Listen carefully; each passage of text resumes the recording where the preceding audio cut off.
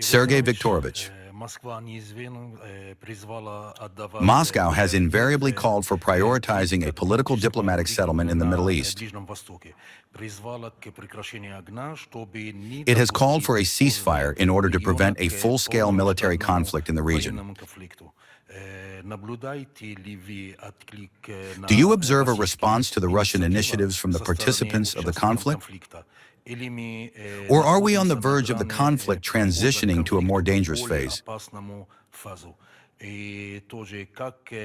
How is the work progressing on Bahrain's proposal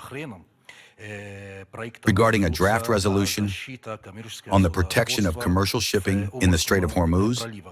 What is Russia's position on this issue? Thank you.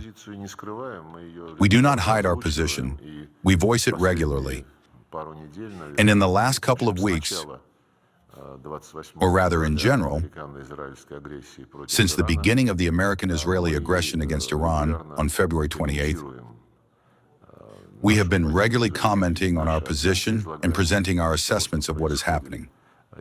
This is done both through the Ministry of Foreign Affairs and, as you have surely noticed, the presidential administration and the president himself regularly address this topic in their contacts. In recent days, President Putin has had several telephone conversations with the leaders of Saudi Arabia and the United Arab Emirates. Before that, there were contacts with the President of the Islamic Republic of Iran. Through the Ministers of Foreign Affairs, we are working in the closest contact with our Iranian colleagues as well. Yesterday, April 2nd, I had a telephone conversation with the Minister of Foreign Affairs, Araghchi. Of course, we also maintain contacts with our friends from the Persian Gulf states. On Monday, March 30th, a video conference took place during which we spoke in detail for more than 2 hours about the current situation, including how it is being discussed in the UN Security Council. You know, one can discuss the draft itself, which Bahrain introduced and which has been under consideration in the UN Security Council for several days already. Many are doing just that, taking the text and beginning to discuss it. This is the professional approach of those who are ultimately responsible for the product issued by the UN Security Council. Well, but even if one takes this purely expert point of view, a large number of problems manifest themselves. The key goal of this resolution is, if we set aside the descriptions of difficulties and the calls for Iran not to respond to strikes on its territory, if we leave all that aside,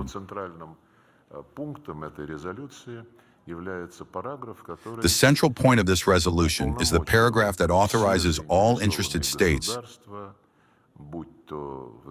whether in their national capacity or as states that have united into some coalition, to take all necessary measures to ensure freedom of navigation in the Strait of Hormuz.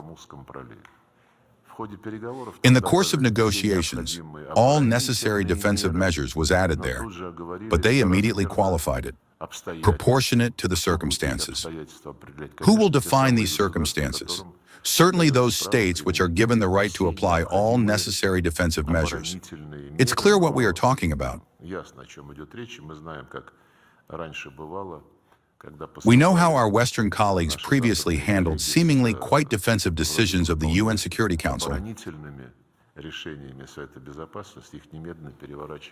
They were immediately turned upside down and used for their aggressive actions. The second point is that these measures are permitted, as I have already said, for interested states, but they will act proportionately to the circumstances on the territory of those coastal states in the region, primarily of the Persian Gulf as well, which will not participate in the defensive measures in any way. This is a direct violation of their sovereignty. And of course, such a decision by the UN Security Council will hardly add to the chances for a peaceful settlement. I am not even speaking about the authority of this body. All of this is happening against the backdrop of statements sounding from Washington, including assertions by President Trump himself, that negotiations are underway, and that the people with whom the Americans are communicating are much more reasonable. As if to say, they hear and react. The Iranians do not deny the fact of contacts, although they say that these are not negotiations, but an exchange of positions. Nevertheless, this is already some kind of process. And when President Trump says, he said the day before yesterday, I believe, as soon as we finish the combat operations, and he explains that almost all tasks have been accomplished there, as soon as we finish the combat operations, shipping in the Strait of Hormuz will immediately resume on a normal basis. Well then, this means the problem is not that something needs to be demanded from Iran. It is necessary to stop combat operations, and then the regime of the Strait will be restored, which fully relies on the 1982 UN Convention on the Law of the Sea, which defines all norms of navigation in peacetime. In wartime, it does not apply. Our Chinese colleagues, in contacts with their partners from the Gulf, emphasize the same points. It is necessary to stop military actions to restore shipping. Well, you see, when we are being persuaded that it is necessary to adopt this resolution in the midst of what the U.S. calls negotiations, it is clear that the adoption of this resolution, which does not even mention that Iran became a victim of aggression, will antagonize the authorities in Tehran.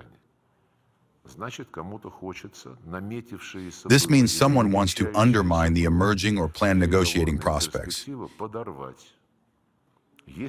If, of course, everyone who speaks of peace negotiations truly wants them. Undermining such intentions would be absolutely wrong.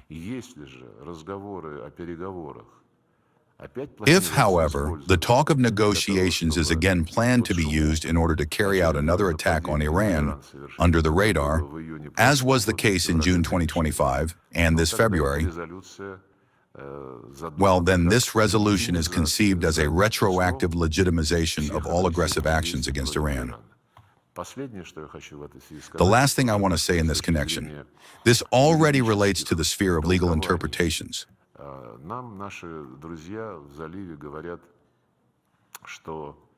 Our friends in the Gulf tell us that Iran attacked them, and they have the right to self-defense, enshrined in Article 51 of the United Nations Charter. This is indeed so. This article exists.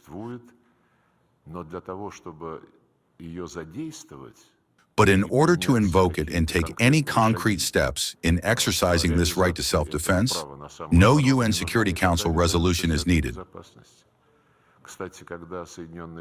By the way, when the United States, together with Israel, began to attack Iran, they publicly stated that this was an exercise of the right to self-defense. In response to the question, how can that be? After all, Iran did not attack you. They said, Article 51 allows for actions in the form of preventive defensive measures.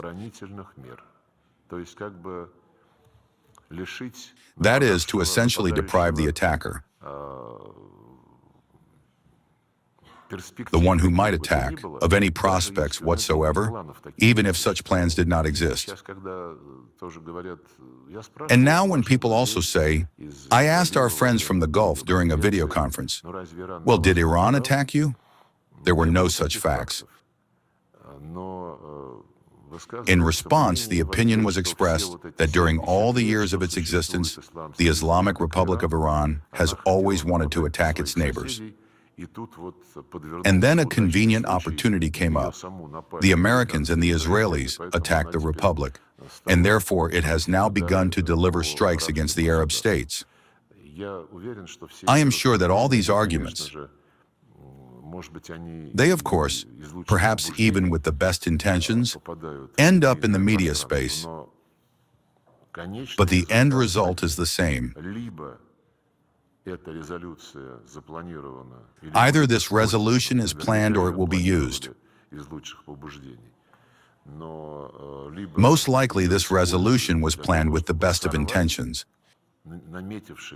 but it will either be used to disrupt the emerging, as yet very fragile chances for negotiations, or it will be used to legitimize the aggression against Iran retroactively.